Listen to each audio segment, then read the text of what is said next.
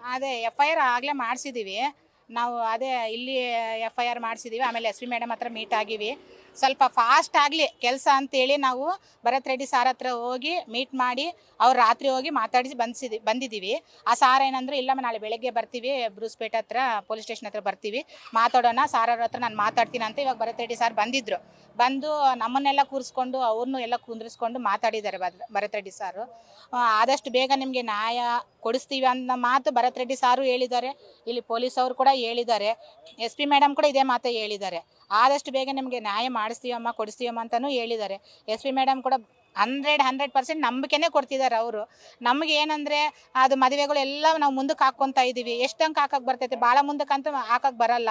ಹೋಗ್ಲಿ ಸಾಲ ಮಾಡಿ ಮದುವೆಗಳು ಮಾಡೋಣ ಅಂದರೆ ಸಾಲ ತೀರ್ಸೋ ಶಕ್ತಿನೂ ನಮಗಿಲ್ಲ. ಅದಕ್ಕೆ ಇದೇ ಬೇಗ ಆತನ ಇಟ್ಕೊಂಡು ಬಂದು, ವೆಂಕಟೇಶ್ನ ಇಟ್ಕೊಂಡು ಬಂದು ನಮ್ಮ ದುಡ್ಡು ನಮ್ಗೆ ಇಸ್ಕೊಟ್ರೆ ನಾವು ಮತ್ತೆ ಮುಂದಕ್ಕೆ ಏನಾನ ಮಾಡೋಣ, ಒಳ್ಳೇದು ಮಾಡೋಣ ಅಂತೇಳಿ ನಾವು ಇದ್ದೀವಿ.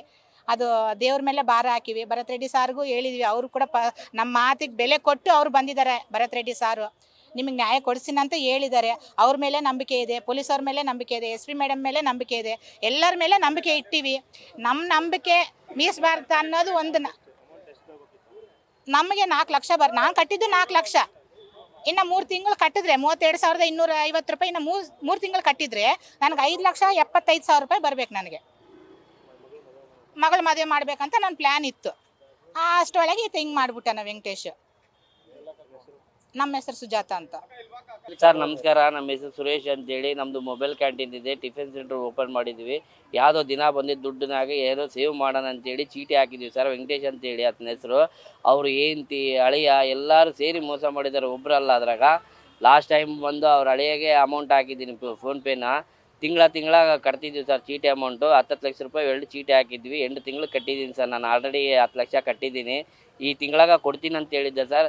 ನಾವು ಇನ್ನೊಂದು ಸೈಟ್ ತಗೊಂಡಿದ್ವಿ, ಆ ಸೈಟಿಗೆ ಕೊಡ್ಬೇಕಾಯ್ತು ಸರ್. ಅವ್ನು ಕೊಡ್ತೀನಿ ಅಂತ ಹೇಳಿದ್ದ, ಮಿಸ್ ಆಗಿಬಿಟ್ಟಾನ. ಇವಾಗ ಅದಕ್ಕೋಸ್ಕರ ಲೋನ್ ಮಾಡ್ತಿದ್ವಿ. ಮತ್ತೆ ಈ ಥರ ಮಾಡಿದ್ದಾನೆ ಸರ್. ಭಾಳ ಜನಕ್ಕೆ ಮೋಸ ಮಾಡಿದ್ದಾನೆ. ಸುಮಾರು 1500-2000 ಜನ ಇದ್ದಾರೆ. ಇನ್ನು ಯಾರು ಸರಿಯಾಗಿ ಬರ್ತಾ ಇಲ್ಲ, ಭಾಳಷ್ಟು ಜನ ಇದ್ದಾರೆ ಸರ್.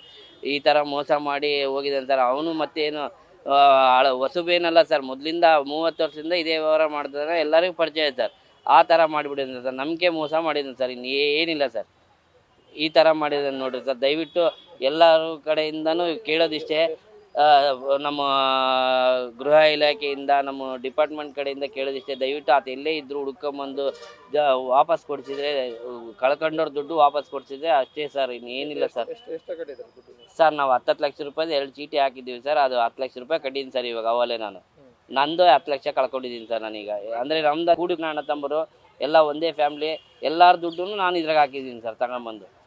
ಹಂಗಾಗಿ ತೊಂದರೆ ಇದೆ ಸರ್, ಇನ್ನೇನಿಲ್ಲ ನೋಡಿರಿ ಸರ್. ಈ ಥರ ಮಾಡಿಬಿಟ್ಟಿದ್ದಾನೆ ಎಲ್ಲ. ಭಾಳ ಮೋಸ ಮಾಡಿದ್ದೀನಿ ಸರ್. ನಮ್ಮ ಹೆಸರು ಸುರೇಶ್ ಸರ್.